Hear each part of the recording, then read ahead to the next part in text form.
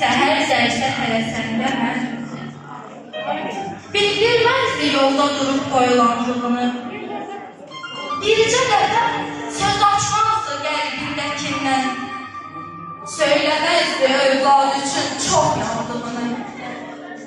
Gizli-gizli məni süzüb gülərdi hərdən.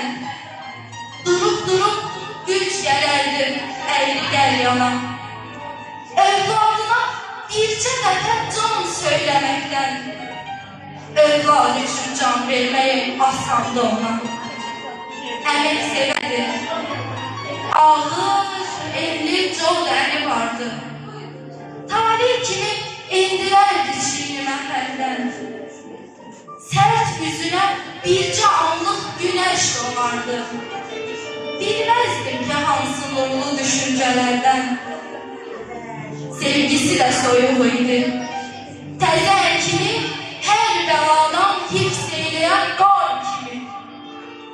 Moskvada oxuyordum. Tərk etdi məni.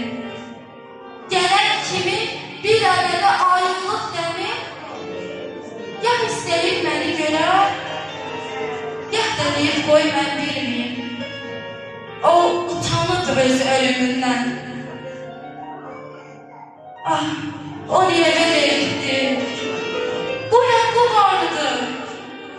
Nə zamansa bu nişanda bir atam vardı.